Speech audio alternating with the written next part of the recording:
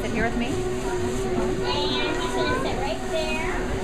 So everybody be very quiet on your best behavior.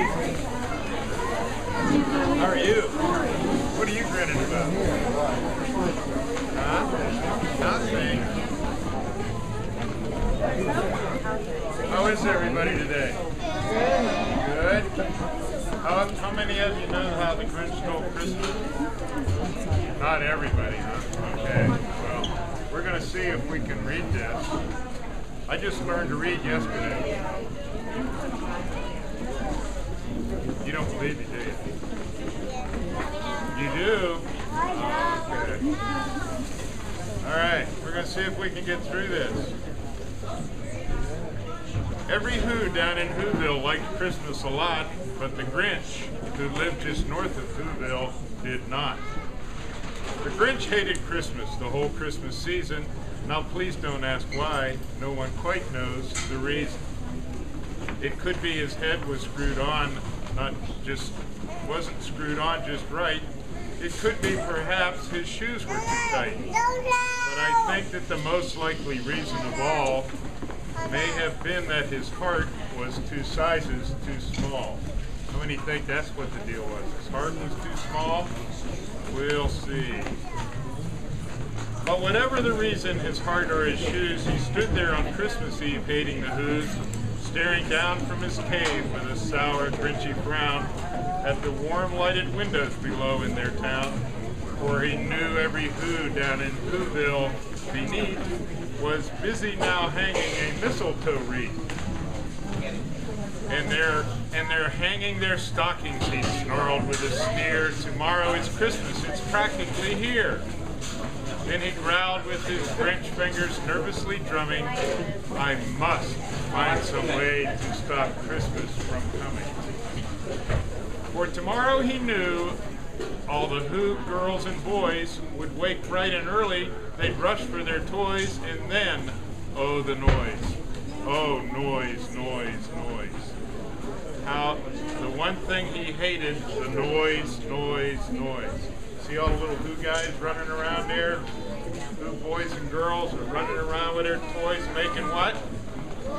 Noise. You guys don't make noise though, do you? Yes, you do? Okay. Some noise is good.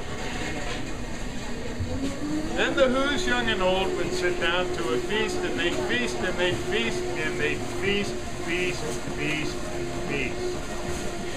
They would feast on Who pudding and rare Who roast beast, which was something the Grinch couldn't stand in the least. And then they'd do something he liked least of all. Every Who down in Whoville, the tall and the small, would stand close together with Christmas bells ringing, and they'd stand hand in hand, and the Who's would start singing. And they'd sing, and they'd sing, and they'd sing, sing, sing, sing. And the more the Grinch thought of this Who Christmas sing, the more the Grinch thought, I must stop this whole thing.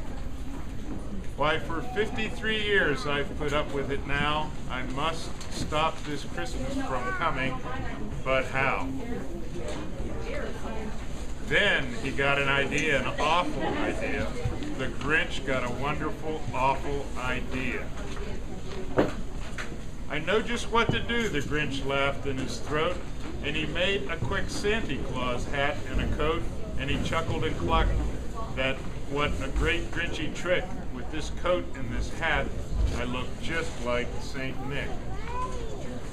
All I need is a reindeer, the Grinch looked around, but since reindeer are scarce, there was none to be found. Did that stop the old Grinch? No, the Grinch simply said, if I can't find a reindeer, I'll make one instead. So he called his dog Max. Then he took some red thread and he tied a big horn on the top of his head. Have you all tied horns on the top of your doggy? Yeah, you get those funny things and you put them on and the doggy goes, eh. Huh? What? Hi.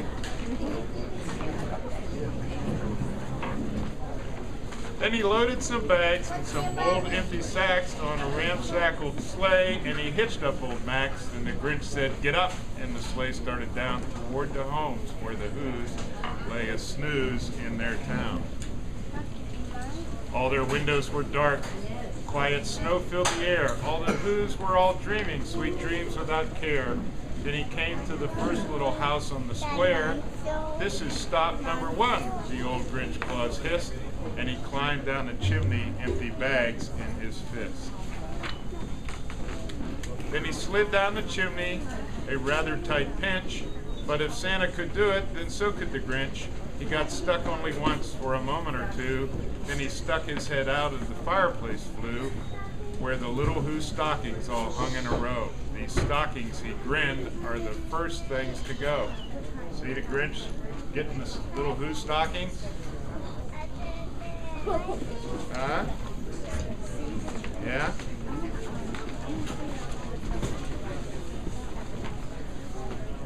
And he slithered and slunk with a smile most unpleasant around the whole room, and he took every present.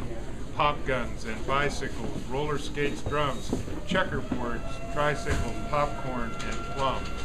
And he stuffed them in bags, and the Grinch, very nimbly, stuffed all the bags, one by one, up the chimney. Then he slunk to the icebox. He took the Who's feast.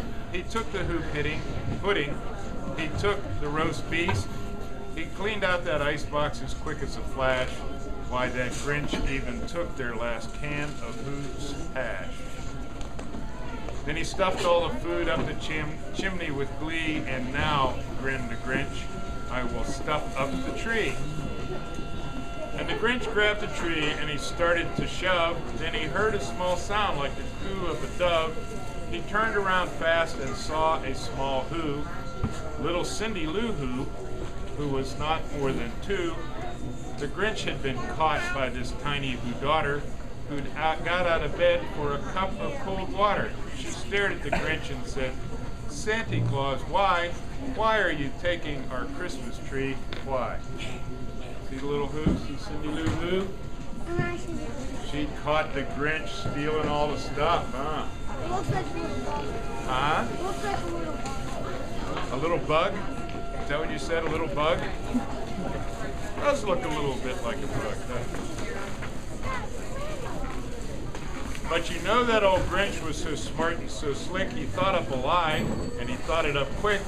"Why, my little sweet tot," the big Santa Claus lied, "there's a light on this tree that won't light on one side, so I'm taking it home to my workshop, my dear. I'll fix it up there, then I'll bring it back here." He was lying.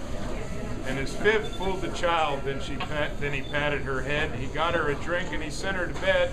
And when Cindy Lou Who went to bed with her cup, he went to the chimney and stuffed the tree up.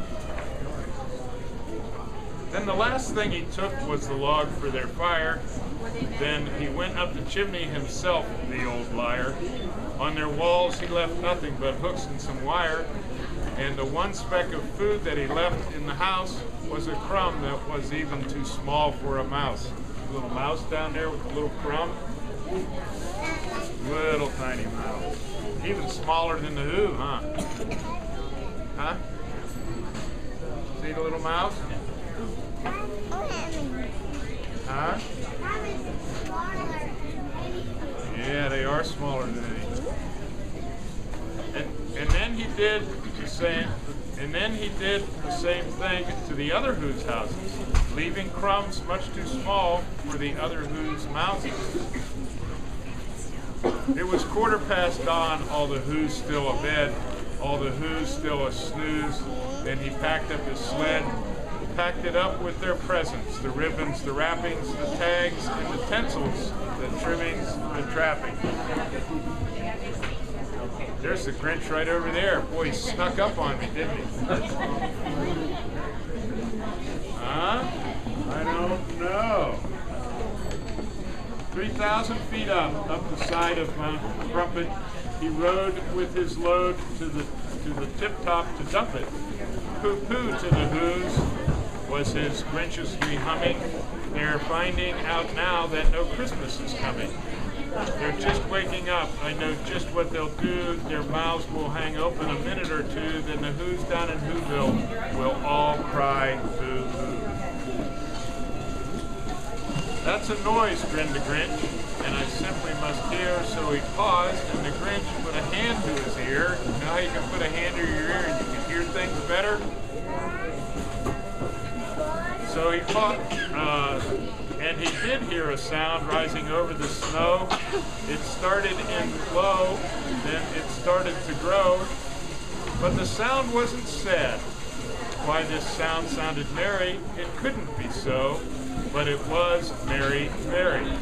He started down at Whoville. The Grinch popped his eyes, then he shook. What he saw was a shocking surprise.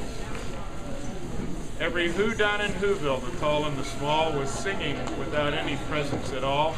He hadn't stopped Christmas from coming. It came. Somehow or other, it came just the same. And the Grinch with his Grinch feet ice cold in snow stood puzzling and puzzling. How could it be so? It came without ribbons, it came without tags, it came without packages, boxes, or bags.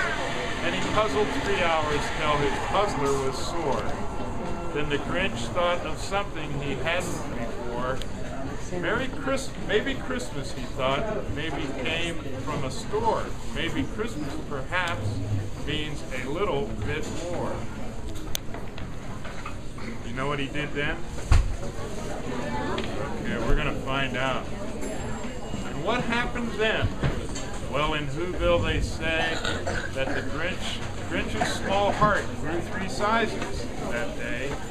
And the minute his heart didn't feel quite so tight, he whizzed with his load through the bright morning light. And he brought back the toys, and he brought the food for the feast, and he, himself, the Grinch, carved the roast beast.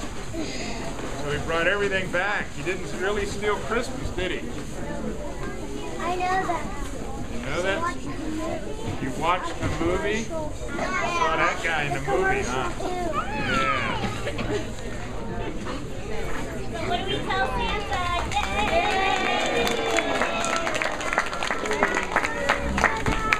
Huh? That's a present, huh? Did I get those? I think they were here. They were magic. Santa, there are candy canes behind you. You want to pass those out? Right there. Right here, huh? You saw these already? Okay. Are we going to do pictures and stuff? They want to, you want to get your picture taken with Santa, we'll line up and you can take your picture and then you'll pass out the candy canes. Step back a minute. Let me do this. I'm going to go put my coat on, okay? So your folks can get pictures, all right?